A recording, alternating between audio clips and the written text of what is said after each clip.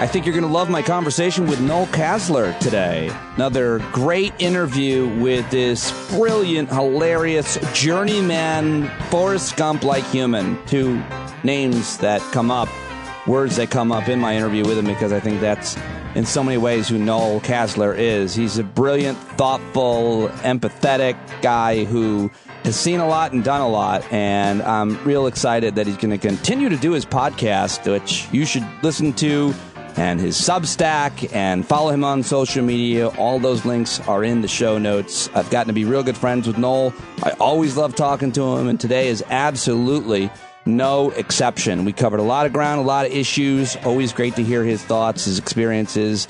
I think he's got a lot of credibility. I give him my stamp of approval for whatever it's worth, and I'm real glad to be able to share this conversation with you today, but I can't do it without your support. So if you haven't signed up for a subscription, you ought to now, patreon.com/Pete Dominick. By the way, so many of you yourself are creators, and I want to help you and promote your work. You've always been good to me. So a quick promo for my good friend, Matty C. Matt Carlson has a great Substack and podcast that he does, pumps out pretty much every day. Whatamimaking.substack.com. I asked him to make a trailer for us here, and he did. So here's a minute preview trailer of the great fun stuff that Matt is doing every day. Hey, everybody.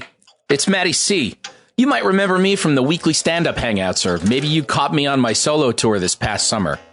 Well, not only am I an active member here at the stand-up community, I've built my own space over at Substack.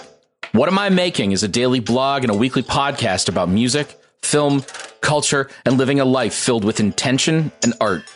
I write about movies, records, culture, bands, my mental health journey, and my ongoing work as a musician, writer, podcaster, and designer. It's a communal space where we can discover new meaning through old classics and find new artistic gems and personal discoveries along the way. Please join us today at whatamimaking.substack.com. You can subscribe for free and get access to all the content on the site. Once again, that link is whatamimaking.substack.com. Please come join the conversation. Back to you, Pete.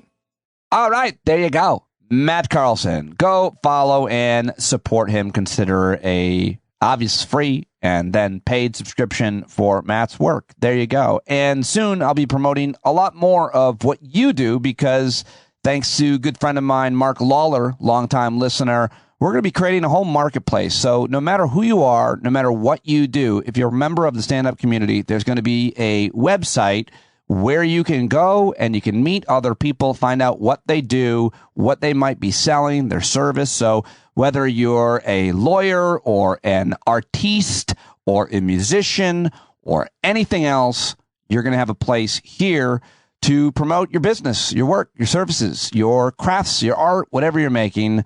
So look for that very soon. And if you want to be involved and have a spot on that page, by all means, email me, standupwithpete@gmail.com. More on that soon. But right now, time to get to my conversation with Noel Casler. Subscribe to his Substack and listen to his podcast and follow him on social media. Links to all of it are in the show notes. Let's do it right now. I have a lot of things to ask you, so I think we just jump right into it, really. You want me to put on a hat? I mean, is it going to be fucked up for sharing? I got a nice hat. Could you just let me start the video and we can just start talking about your hair? Okay. All right. Yeah, there he is, Noel Casler. So beautiful. And he's let his hair go. And I wonder where you're at. Is everything all right? Have you haven't seen a hairdresser in a while?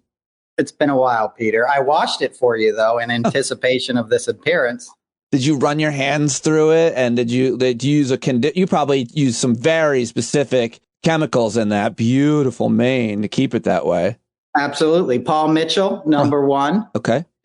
And then I sort of wash it and let the water drain through. Yeah. A half empty bath. There's a whole process involved. What I wouldn't give to drink that bath water. Oh, is my mic on? So when you see me, or what is your thoughts about losing your hair? Like, that would be terrible for you because it's so great, right? I mean, I lost my hair when I was like 22. Yeah, no, it would be, this birthmark, the blonde thing is my birthmark. So Right. that would sort of be the end of my powers, you know. Well, one of the powers that you have is talking. I think I just listened to, I think, your most recent and apparently one of your final episodes of your podcast. I was really disappointed to hear that you were thinking about wrapping that up. And I understood what you were saying and why you were saying it and what you don't want to become and what you don't want to be part of the noise and so on. But I also think maybe you should just rename it Journeyman, and we can all just sit back and realize this guy's had a fascinating life around all types of different people, and he's great at talking about it. And we like to hear it. I don't want you to stop. That's my case. All right, done. Journeyman. I won't stop then. I'll switch the format in honor of you. I'll call it the Noel Casler podcast, maybe version 2, and I'll stay away from the daily recap. There's guys like you who do it really well, and you have interesting guests on, and it's illuminating and it's important work, and I think you should keep doing it. In my case, I started to feel like I was just ranting for an hour, and I didn't want to be a rage farmer, so to speak, because we know a lot of people are kind of doing that. But I do want to share the sort of experiences I've had in if it might help somebody. And since I announced it that I was going to wrap it up in a few episodes, I've had a lot of people say it means a lot to them and ask me to reconsider. So I think I'm going to take your advice and continue on. I'm so happy to hear that. There are very few people who can talk for that long. I can't do what you do. It's why I have great guests like you on. But I think I could talk for a long, long time. I just don't know how thoughtful and thought-provoking it would be. The way that you can recall things from the past and summon them in the way that very few people can do it. So I think you keep doing it, especially given your background and what I consider your moral clarity, which is why I'm attracted to talking to you and hearing your thoughts and the way that you frame them. I try to help make sense of what's happening in the world and in our own lives personally here on the show. And I think you do a great job of helping us make sense of what's happening in the world and what happened in the world, because you're such a student of history and literature and culture. And I think that there's not a lot of people like you who can also talk about it and speak to it the way you have. And frankly, there's not a lot of people who've seen what you've seen. So, and by that, I mean Trump's balls. Yeah, Trump's diaper, Exactly. Trump's depends. Well, thank you. I mean, that's very complicated. I mean, very complimentary, rather. And the world is complicated, and on that podcast, I would just share these random coincidences that have sort of happened in my life that make me like a Forrest Gump. Like, Kissinger died today. My grandfather worked alongside Kissinger. Of course, there's a direct connection to Henry Kissinger for you. That's why I say Journeyman, Noel Casler. He's connected to everything. He's Forrest Gump. And so I wanted to get your take on Kissinger and Elon Musk, but go ahead. Well, the Kissinger, my grandfather was sort of was a foreign service officer, began his career in World War II, in a bomber over Dresden, doing intelligence, doing some kind of pretty messed up stuff on behalf of the United States. He was a career Cold Warrior. My family, paternal side, lived all over the world. My family was in Vietnam in '63 when President Dien was arrested and assassinated, and they were on the runway taking off because they were evacuating, all the embassy families and stuff. And my dad told me he was like 5 or something, and he remembers seeing the tanks coming down the runway. And they moved down to Malaysia for the rest of the war. But my grandfather, his career had always been attached to Nixon. He was in Caracas. He was the guy telling him not to go through the center of town when the limousines got, pushed. And he told Nixon, like, I'm not going to see my kids again because of you didn't listen to me. So he had a very advisory role with Nixon. He would go in the Oval Office. His G rating was like, 4-star general clearance kind of thing. So he was a heavy hitter. I'm getting to the point. He hated Nixon. And he said by the end, Nixon would only listen to Kissinger. And my grandfather got in a huge fight over the bombing of Cambodia and Laos and was like, we can't be doing this. I've done a lot of messed up stuff on behalf of the United States for the greater good. And there's no way this is part of the greater good. And my grandfather, who was not a liberal hippie type, you know what I mean? This is a Cold Warrior kind of guy, could see that, Nixon was so corrupted by his own ambitions and his own desire for political power. And, Kissinger was just plain evil. Do you know what I mean? Was a very transactional guy. Obviously, the Vietnam War would have been over in 1968 if Kissinger didn't tell Nixon that there's no way, you're getting elected if that happens, right? I heard that's not your point of view. A lot of serious historians think that. Yeah, they had. Well, there was they had it. They basically come to an agreement in Paris, and then the war would have ended, and Kissinger got wind of it and said, if the war ends, you're not getting elected, and so they sort of Kissinger sabotaged it behind the scenes. That's the historical record. Now, my grandfather just got pissed off at the whole thing and moved his family out of this country. So he moved to County Cork, Ireland in the late 60s because he was just disgusted. And he would come back like at Christmas time and, stay in some dignitary's house in DC, and we'd have Christmas, and then he'd get on a plane and go back to Ireland. And I would spend summers in Ireland, some of them, with my grandparents, and I would hear these stories. He didn't talk about a lot because a lot of it's classified, but I just remember that contempt. And I remember in a complicated world, if you have bad actors, things can get really out of hand real quick. And I think that's a good reminder for today, right? Because we've never had more geopolitical complexity and we've never had more bad actors on the world stage. Yeah. So, Yeah, no, I think that's a really important lesson. One of the bad actors in the world stage is Elon Musk. And yesterday he lost his mind on stage. You're a sober person. I feel like a lot of other sober people. I always follow you guys because you see the flags and red flags and behaviors and stuff. It seemed like a lot of people were acting like he was under the influence of something. Do you really seriously think that, or were you kind of joking? Or I was half joking, but there is real talk that he takes ketamine, microdoses ketamine or something. That's been out there. Some journalists have written about that.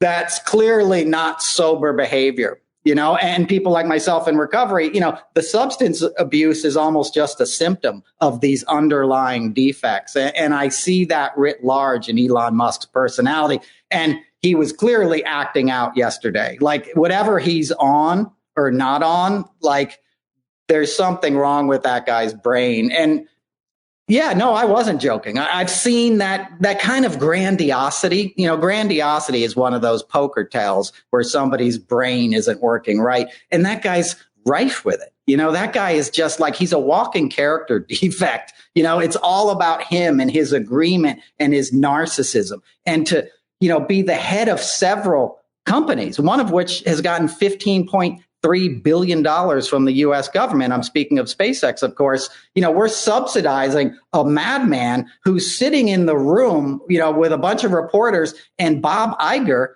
and says, F Disney. Like that is just, if you wrote that in a script, if we had a Netflix series about a crazy CEO, you'd be like, that's too unbelievable. Like nobody's that stupid, especially coming out of what he's just come out of in a PR kind of frame of mind. So, yeah, no, I think he's deeply troubled. What do you think it means? I mean, for Twitter, which you've mostly abandoned, it seems like, and you're over on Threads, which I'm learning to love, and it's working out all right. And but I mean, he still has a tremendous amount of power in so many different ways. Where does he go? Where does Twitter go from here, if anywhere? I mean, it's wild what's happening right now.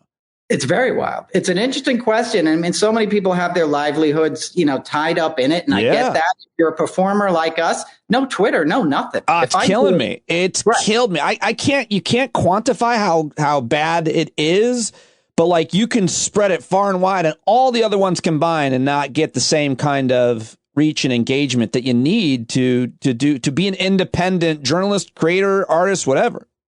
Absolutely. I mean, I have an account. My account will be 5 years old on December 8th or something, right? It grew by 100,000 followers a year for 4 years. Amazing. A year ago, Elon, it was great. I was like, oh, this is great. Sure.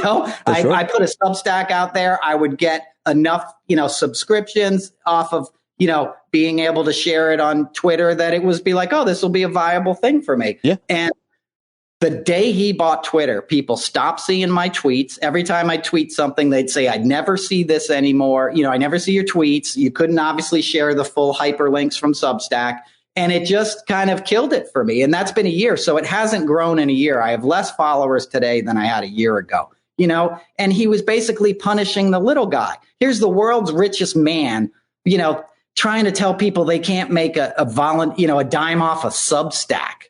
You know, that was almost what offended me the most, having that much outsized power and trying to basically punish the most vulnerable among us, you know, to be a troll because you think it's cute. I mean, it doesn't speak well of our times. And your question is interesting, and I'll shut up here, Pete, but where does it go is up to us, right? Because we've continued to allow Trump to dominate the news. And I feel like Elon Musk has almost figured out that formula of constantly doing something so outrageous that you stay in the news cycle. And he's learned that there's really no such thing as bad press when the commodity is attention. And I think that's something we need to really look at. And I also think it was really misguided to let Elon Musk just buy Twitter outright, that there is no public oversight on a company like that, which has essentially become a public utility. You know, and I think there may be darker ramifications down the road for democracy. 2020, we had a thriving Twitter, right? And we got Biden elected. Now we have a hobbled Twitter. And the only stories we get about Biden are how he's too old. Yeah, it's a very good point. And it's, you know, billionaires have been buying newspapers forever, as long as newspapers, not necessarily billionaires, but, you know, starting with, I guess, Hearst or something. But Jeff Bezos bought the Washington Post, but he's not writing articles there. And they have what seems like complete editorial control and can write whatever they want about Amazon or any of the companies that Jeff Bezos, of course, owns. And so it's not a great system. But I make the point just to be like, Twitter is way more powerful than the Washington Post ever could be. And Elon Musk is tweeting conspiracy theories, raw anti-Semitism and white supremacy, replacement theory, and whatever the hell else he wants. And he's radicalizing a whole lot of people that, for whatever reason, it appeals to them. Exactly. And that's the danger. You know, you go back to Henry Ford, right? Rachel Maddow has a great new book about him. He bought a newspaper because he wanted to spread anti-Semitism, and they would hand it out in college campuses. If you bought a Ford, they would leave a copy of the newspaper on the passenger seat when you drove off the lot. But that's a relatively minor means of distribution, right? It found its way to Hitler, and it influenced, you know, Nazism, which is remarkable in and of itself. But Hitler didn't have Twitter. Right? Hitler didn't have YouTube. And the problem with digital media is people can go down these rabbit holes, right? A guy can become radicalized in the woods of Maine, you know, where in the past he'd be like figuring out how to, you know, go duck hunting or something. You know, he'd be looking online for a better, you know, duck call or whatever they do up in Maine. You know, no offense to Mainers, but, you know, now it's like he can go down these, you know, these rabbit holes of misinformation. And we've seen it time and time again, from the Christchurch shooter in New Zealand to the January 6th guys. And I don't think we're prepared for what that is unleashed on the world. What social media does to a brain when it feels like it's injecting the truth, and that truth marries with resentment and then becomes energized by personal grievance within a community. And that can happen to anyone of any. I think that sometimes, as you were talking about it, I was thinking about right-wing conspiracy theorists and radicals, but I think it's really important that we recognize, no, it can happen to anybody. What you just explained, it can happen to anybody, no matter what your political ideology is. A progressive person can absolutely fall down into the same rabbit holes for the psychology that you just explained. It happens all the time. Absolutely. And we're seeing a bit of that on the far left these days, right? We're seeing sort of radicalized protests on a very complex issue where they're skipping over major things you need to know in this history, no matter how you feel about the situation. And the Israeli-Palestinian conflict. Yeah. No, right. I think that the difference is that there just doesn't make the kind of money on the left, and doesn't go as far on the left that we could try to psychoanalyze why. But it doesn't mean you're not you're not vulnerable to it. 100%. We're all vulnerable. We're all vulnerable to it, right? You know, there's just something about seeing it online that gives it, you know, it gives it this, I don't know what even to describe it well, the right word is, but, you know, it feels like you've discovered something for yourself and then you want to go tell somebody else about it. Yeah, and sure. That's dangerous, right? That was a lot of MAGA happened that way, right? It's the guys who were more radicalized and went to the rally and then went to the job site on Monday morning and told their buddies about it and told the guy in the bar, you know, that this dude Trump is coming along and he's going to make everything right. And, you know, it's just, it spreads like wildfire. And we're all vulnerable to it, you know? Yeah. I mean, I'm very resentful to certain ideologies, certain people, certain organizations about what I perceive that they have done to this country and our community. I think I'm right about it. I think I'm very right about it. But I also don't think that that it's playing on my mind the same way that it does on so many people on the right. I'm not being very articulate about how it's different. I'm trying to say that we're all vulnerable to it and what the difference is. And I guess the difference to me does end up on Earth 1 and Earth 2 terminology. And that's not Republican or Democrat. It's like, yes, this thing happened. We saw it happen with our eyes. You can't tell me that it didn't happen on Earth 1. And then Earth 2 is the moon is made of cheese. Right. That's well said, Pete. And the difference between you and the people that we're worried about is you're a healthy person, right? So you have your own like checks and balances within your mind. Like, hey, maybe this is wrong information. Maybe I don't know what the hell I'm talking about. Maybe I should source this out or discuss it. Well, one of the things, let me just interrupt you to get you to take on this. One of the things I think I might have placed it is I have an understanding, and a lot of people do, and more Americans did at one point maybe, of how journalism works and how if you report a thing that's wrong, you could lose your job and your company could get sued. So they have to be very careful about the way that they source things, they fact check things, and because anybody now can put anything out, that's created tremendous confusion, mis and disinformation. But the fact that I understand and rely, I think that's where I hope I get my credibility from with my audience about how journalism works. Doesn't mean I can't be fooled or duped. I have been many times, but I feel like that understanding is different than somebody just reading something on Facebook and believing, Noel, as people in my community did, that a bunch of kids are getting snatched at the mall. They're not. Nothing even remotely close happened. So journalism on that bit is what I wanted to get your take on. Yeah, well, you're absolutely right. You nailed it, as you usually do. You know, my uncle was a journalist, you know, went to Brown, like moved to New York City, became a fact checker at New York Magazine, and figured the way he was going to work his way up to bylines was being the best fact checker he could be. And he spent years doing that. Everybody's article got fact checked so thoroughly, it was ridiculous before it ended up in print, right? And then he went on to become managing editor of Fortune magazine and Time UK and Nation editor of the White House. I'm not giving his resume, right? But his journalism career came out of that, you know, rudimentary, it's all fact-based. You got to get three sources. You know, this stuff I talk about with Trump, I shouldn't say this publicly, but, you know, like Carl Bernstein's a friend of mine. I've known Carl Bernstein for a long time. And Carl and I sat down in the Hamptons, you know, years ago, and I told him everything I had witnessed, you know, but like we couldn't ever make the case to make it a real story because you couldn't get everything those that you'd witnessed in Trump world working on The Apprentice. Exactly. The stuff that people know me from saying about Trump is all true, but you've never seen it in mainstream media, right? Because you can't.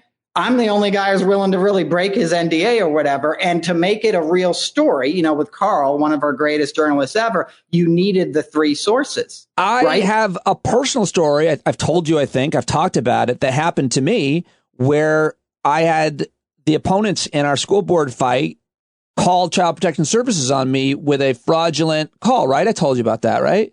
No, but that's horrific. I'll tell you about it more. It's, listeners have heard, I think, about it probably, but I've had people want to report that in places like Vanity Fair and the New York Times. I don't have the sourcing to prove that I know who did it. I know who did it. He kind of let me know who did it, but I can't prove it, meaning I can't, I'll say it on the podcast, but like no journalist would go on the record without, because I don't have the type of sourcing that they would need, even though they do believe me that what happened and that I know. That's the point that we're making. And I'm using my own life. Exactly. And that's the same point I'm making. Carl knows, he's like, right. I had my own suspicions. I completely believe what you're saying, but we couldn't, right. That sort of that's the difference. There's millions of people who would, Charlie Kirk or Steve Bannon or Rudy Giuliani or Sean Hannity, they would, birtherism. They'll just say whatever. Doesn't matter. And that's the difference that we're talking about. 100%. And that's absolutely the difference. And, that's the world we want. We want the world where you're like, I'm not going to run with this because I don't know beyond a reasonable doubt that it's not true. And even though that person is the worst guy in the world, and it would probably do a lot of, benefit for the greater good to run this anyway, I'm not going to do it. And I admire that kind of morality. And the problem is now is that people can put news on their Twitter account. Right? They didn't go to J school. They don't know anything about journalism. They put news because they know if they go breaking and they put out a tweet, it'll get retweeted and they might get a check from Elon Musk at the end of the month. And that is dangerous. Right. Everybody's their own media outlet to some extent. I wanted to ask you in your most recent podcast episode, you started in on this great rant about let me see my notes. You're talking about Nazis and their uniforms, and you said some phrase like the iconography that appeals to broken men. And I wanted to just hand over the mic to you to do that here and maybe expand upon it a little bit into where we're at now with a similar type of, obviously, history repeating itself or a certain cultural behavior happening. We see this happening in America, and you know what I'm talking about. So take it away. Yeah. Well, I'm so thrilled that you listen to the podcast. Thank you so much, Pete. But yes, toxic iconography, this toxic masculinity, right? The Nazis had the black uniforms and the Iron Cross and all the kind of stuff that might look cool to like a jerky 14-year-old boy, like the Darth Vader aesthetic, and you see that a lot now in MAGA, right? It's all this tough guy, big pickup truck, screaming eagle tattoos, a flag with an AR-15 on it. It goes on, but it appeals to the same thing. It appeals to that, insecurity in weakness in a lot of men that think what being a man or a tough guy is about is outward muscularity, right? Is the ability to inflict pain on somebody else becomes sort of a totem in that psychological thinking. Do you think the popularity of former Navy SEALs having podcasts and spreading their word about their ideology has made a whole generation of men our age and a little younger think that they're also special forces? Yes, Pete. I feel like I see them every day.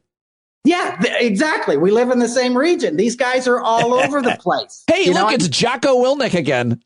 Right, exactly. And they're driving the giant pickup truck. What do you need the King Ranch edition Ford F-1? You live in Parsippany and work in Brent. A pontoon boat, sir. Right, exactly. You work in a bank. The only ranch you've ever seen is on a plate of chicken wings. And you know what I mean? You're driving this thing up 684 like you're going on a blitzkrieg. And they're all doing it, right? Because here's the thing. When you feel powerless in your life, when the things that may have kept you down are more complex than you can really wrap your head around, globalism, my daddy worked in a factory and got $45 an hour and had 3 kids and put them through college. Why can't I do the same thing? Well, because Reagan shipped your jobs overseas and deregulated Wall Street in the 80s, right? But it's hard to walk that back. And it's easier to think, well, maybe the Mexicans are coming and taking my job. And maybe this tough guy will come back and make me feel cool again and restore me to my greatness. That was obviously Hitler's play, on a beaten down Germany, after World War I and the Treaty of Versailles or whatever. He was able to appeal to the same sort of psychological condition to then as Trump is able to do now. My fear is that the population of Germany back then was a lot more educated than the modern American MAGA voter. That's my real fear. Like Hitler didn't have the podcasts, right? He didn't have the Navy SEALs. He didn't have the Trump saying, I am your retribution, So we're seeing the same dynamic, but with steroids, but with a modern delivery system. Which, by the way, is another argument for your voice in all the places because you present a different type of man. And that's why I truly adore you. And that's why you need to keep talking, because a lot of other men can look at you and say, okay, if that guy is accepted and well liked and he thinks that, like you're role modeling a certain behavior by talking about all of the things that have happened to you in your life, the shortcomings, the adversity that you've overcome, the experiences that you've had. And I think that's important. And I love that you do it. So keep going. And you wrote a thing in your Substack that I want to ask you about, because you're also a great writer along these lines that we're talking about. You write, what's the name of this? Diary of a Madman. And you say evil in the modern era comes from complicity, from seeking attention and career advancement over doing the right thing. And I feel like that's a great statement to, and you explain why you use it there, but I want to take it in a different direction, to explain a certain type of Republican today. So it's like easy to hate Adam Kinzinger and Liz Cheney because of what the policies they supported and the early support of Trump.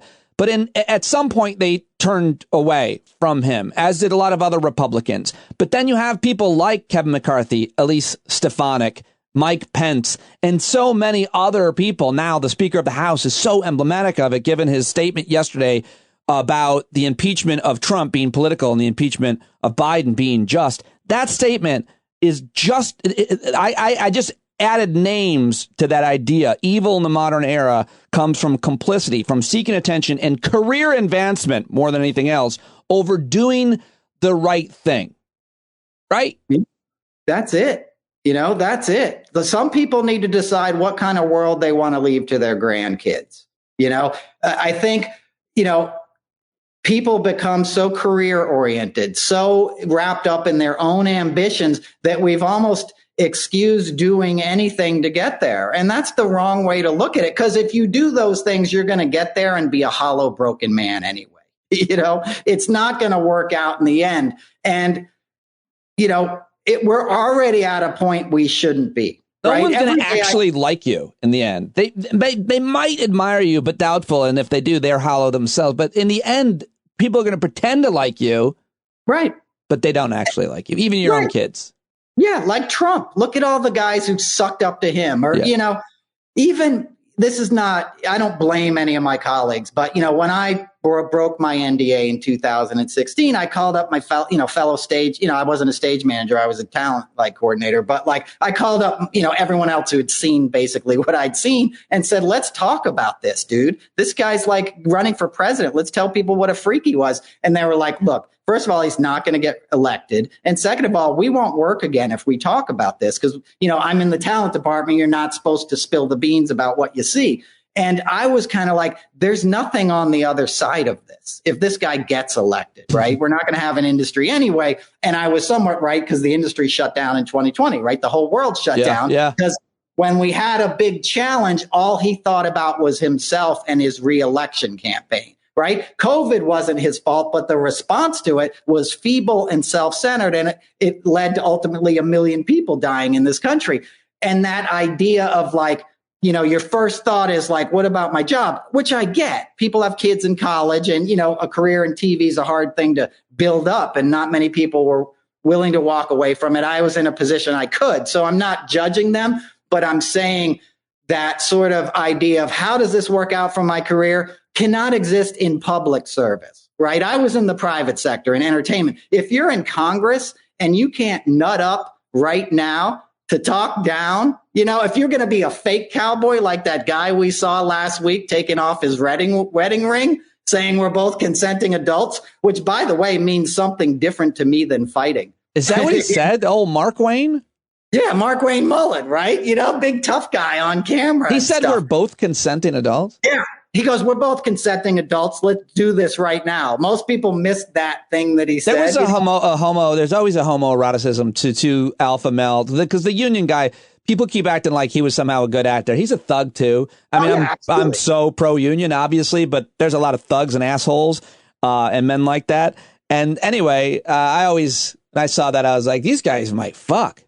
I was hoping for it, dude. I was like, come on, man, pass the popcorn. I want to watch this dude get railed on the floor of the house, man.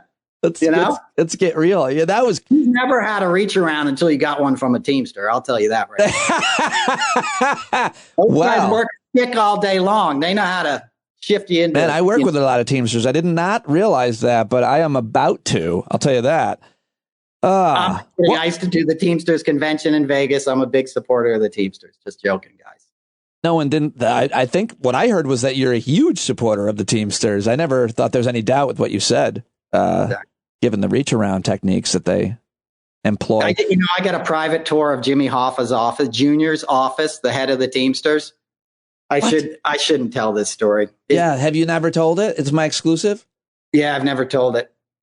All right. Jesus. So we went into it. I used to work with a folk singer who was aligned with the Teamsters, and we would do these events with the Teamsters and stuff. And we got a private tour of the Teamsters headquarters, which is on Capitol Hill. This is some years ago, more than 10 years ago. So Jimmy Hoffa Jr.'s office, we got to go in, and he has his father's desk, like Jimmy Hoffa's desk right there. And he had like a bobblehead on the desk of Obama, and he had his business cards in Obama's mouth. Oh, boy. And I was like, if I could take a picture of this, I would cause a scandal right now. And Teamsters are down with Democrats, but it seemed a little, less than tasteful, to put it mildly. I mean, we can talk about the problems within organized labor around racism. Right. Like it's it's a crazy, crazy thing that your racism might have somehow supersede your entire financial security with your job. Meaning, if you're a union member and you would consider voting for a Republican over a Democrat, it's just it doesn't make much sense at all to me. You don't have to be in the union, but if you're going to be in union, you better support Democrats, because Republicans don't want to destroy everything you exist for. And we saw in this recent strike the power of organized labor through the UAW, that even the non-union shops got bumps in their wages as a result.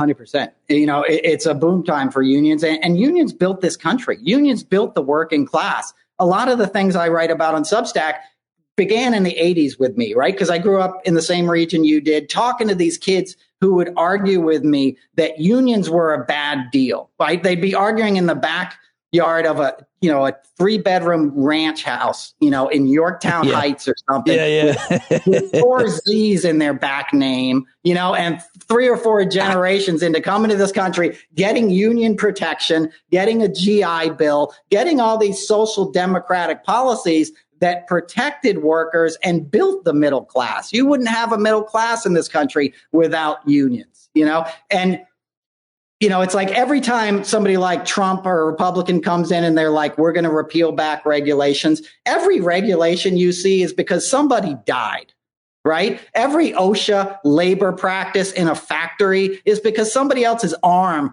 got pulled into that mill before we put that rule in there that protected you. These things weren't just written up by somebody who wanted to hurt the economy. They were hard fought, things that have improved countless lives and make us. This Republican Party, you talk about unions being on the upswing for sure, but if this Republican Party gets their agenda that they've held no secret, you've talked a lot about the whole Heritage Foundation agenda, the destruction of the administrative agenda, state. And of course, yesterday we heard the Supreme Court arguing against the SEC's regular ability to regulate. I mean, you'll have kids back in mines. They're already trying to do it. So forget about unions. You have kids. You have kids chopping up chickens, and if they get hurt, fuck them. Exactly. You already do. It's already happening. And you're right. That's what they want, is a disposable class. That's what, the industrialists wanted. They wanted to be left alone. Let me have my steel mines and my oil mines, and I'll throw you a museum every now and then.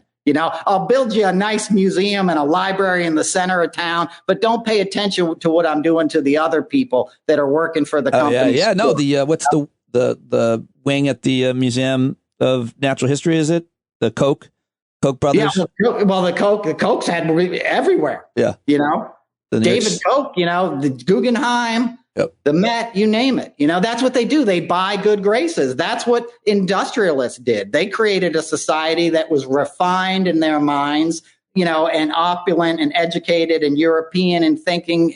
And, they let little kids go shoeless to school while their daddy worked 18 hours in a mine and died at 35, right? It's only unions that stop that. Let me ask you before I let you go about your analysis of the upcoming the presidential election. And you're seeing, speaking of the Koch brothers, the remaining Koch brother, pour millions into Nikki Haley now as the Trump alternative. She's definitely gained a lot of ground if you care about polling or if you think that's in any way accurate. You're seeing a lot of the religious right influential folks in the state of Iowa, the first state mattering, moving away from Trump. And I am the eternal optimist, and I feel like you're a couple notches away towards realism. But I just want to get your take on whether you think that it's possible. I mean, obviously it's possible, but the possibility of Trump not being the Republican nominee, and of course he would continue to run an independent, and then he would take, and it would help Joe Biden. But like, what do you think there's any way where the Republican voters don't make him their nominee? I do. I honestly do. And it's a new feeling, and it's because of the recent revelations around Nikki Haley, and I'm not endorsing Nikki Haley, but I don't think the country would fall apart if Nikki Haley was president. I'm not endorsing her. I don't want her to be president, but I don't think it's the existential threat that Trump is. And I think there's probably a path where enough Republicans realize that if something else happens with Trump, meaning a Jack Smith or another sort of conviction or, something deeper with his current legal problems beyond just running out the clock and stealing the election in next November, which he plans to do. Right. I think next 8:00 on election night, Trump's going to be like, I won. Stop counting votes. Send the military into the streets. This thing is over. What are you going to do about it? I think ultimately that's his plan. And I think Project 2025 has very specific things to make that happen, including the Insurrection Act. I think they could do an end run around that with moderation, and Nikki Haley is the face of that. And look, I'm not endorsing her at all, but she is more like the Republicans that we've had in the past. I think I heard you say it on your podcast. I think it was yours about. I will say nothing good about Nikki Haley, except for I think that what you're trying to say, the shortest version is she wouldn't challenge the legitimate outcome of an election. She would accept the results of an election. That's the bottom rung, but I think it matters most. Absolutely. And I think were she to get in office, I think I wouldn't agree with a single thing she probably ever proposed in terms of policy, but I think she would probably at least respect the will of those across the aisle and the congressional process. Whereas I don't think Trump will have any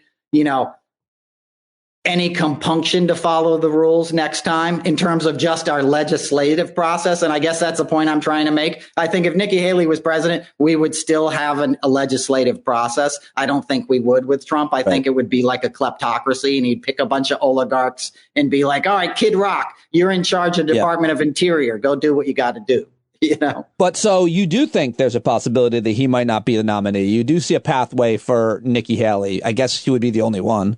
I do, and back to that podcast that, again, I'm thrilled you listened to. I listened to a lot of Tool that morning. I don't know if you know what Tool kind of does. I'm told they're a respected band. They're great. I just got into Tool recently, but I was kind of pumped up on Tool and the latest poll numbers. So I think I went a little hard and a little too negative. For those who don't know, I basically said, Trump's going to win. I'm out. I'm tired of talking about I did not see that. I didn't see that. Yeah. I sort of said that part. I don't think he's going to necessarily win. I guess I'm trying to say we have to shake things up. And well, why don't you listen to some Christopher Cross sailing and tell us what you think about the election? Yeah, that's a good idea. And I love Christopher Cross. You're right. I needed to go with my 70s easy. I went with Tool on a Sunday morning. Here we go. Noel's like, yeah, you mentioned Christopher Cross. I once was at an Arby's with him. I got it. I love Christopher Cross. I don't know him. My friend Ty Babylonia is friends with him. But here's the Christopher Cross story. There's a guy on YouTube who does like guitar videos. He interviews people.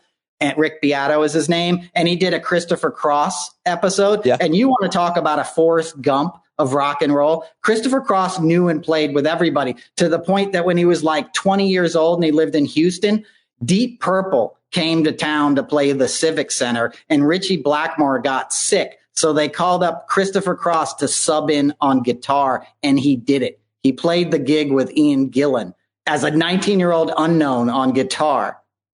Your rock listeners will understand the craziness of that. Yeah, I don't know. Are you still talking? Yeah, exactly. Let me ask you. I don't know who you're talking about. Let me ask you about another person I'm unfamiliar with, but I bet your listeners will care about your take on it. The legendary frontman of the Irish band The Pogues died yesterday. Shane MacGowan. He was 65 years old. You had some things to say about him, and I thought maybe I would just ask you about that here and share this clip. Shane was one of my heroes. Shane, if anybody likes anything I ever said or do, a lot of that comes from Shane. You know, from the beginning, I got a bootleg copy of Rum Sodomy and the Lash, which was the big Pogues album that broke in '85.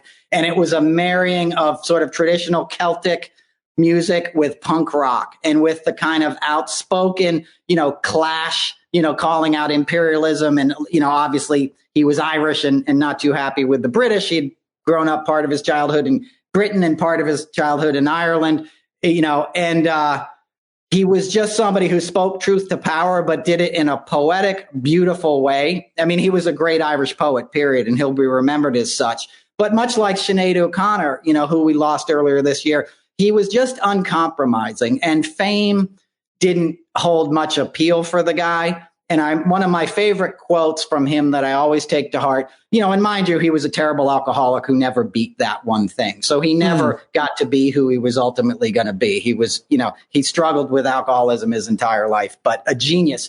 But one of his quotes that I always stuck with, they were trying to get him to tour more in Japan and stuff. And he's like, I don't want to do it every night. If you do it every night, it's not special.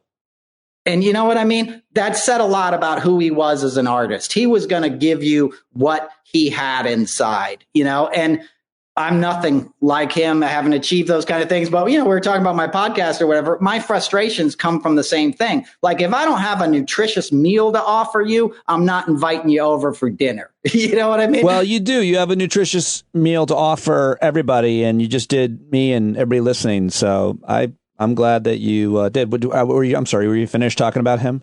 Yeah, no, that was great. And if your listeners want to know, there's a documentary on Hulu about Shane MacGowan that you'll probably learn a lot about the history of Ireland in as well. Oh, okay. That sounds, now you just made me think that would be a reason for me to, because I don't get into as much music stuff, sadly, as you know, my cultural blind spot, but not yours. You're one of the best on it, so I'm glad I asked you about it.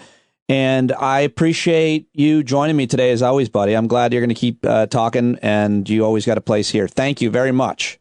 Thank you, Pete. It's always a pleasure. You're a big inspiration to me, and you keep me going, brother. I needed it. Oh, there you go. Noel Casler. Wasn't that sweet? Isn't he a sweet, thoughtful, smart, funny guy? Love Noel. Go support him. All of the links to get to Noel's stuff are in the show notes for today and everyday show. Go check out his podcast, his car rants, his tweets, all of it. And hopefully you'll see him and I live performing soon together in real life. Yeah.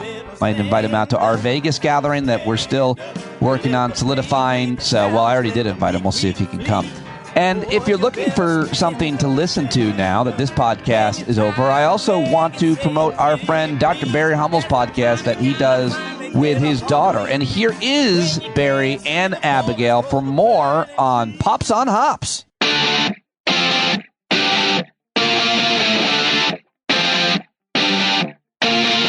Welcome to the Pops on Hops podcast, where we listen to some pops, drink a little hops, and I get to hang out with my pop. I'm Abigail Hummel. And I'm Barry Hummel, and this is our little exploration of beer, music, and family. During each episode, one of us will bring a musical assignment to the table. And the other will bring a selection of craft beers from a brewery of their choice. Our goal is to discover and share new or old music that we may have missed out on due to the generational divide between us. All while sharing and discussing some delicious craft beer along the way. Our regular episodes drop every other Friday, but don't be surprised if we sneak in a few bonus episodes featuring artist interviews and other alternative content. And if you want to join the fun, consider submitting an album selection to our virtual jukebox. Visit popsonhopspod.com for more details. In the meantime, you can also find us on Facebook, Twitter, Instagram, and YouTube at Pops on Hops Pod, or you can email us at popsonhopspod@gmail.com. Bye. There you go. Dr. Barry Hummel and his daughter Abigail Hummel, Pops on Hops. Go find it wherever you find your podcast. Thanks so much for listening today. Look for my conversation with Christian Finnegan tomorrow. Have a great weekend or whenever you're listening to this. Thanks so much. I think you're driving wheels in a league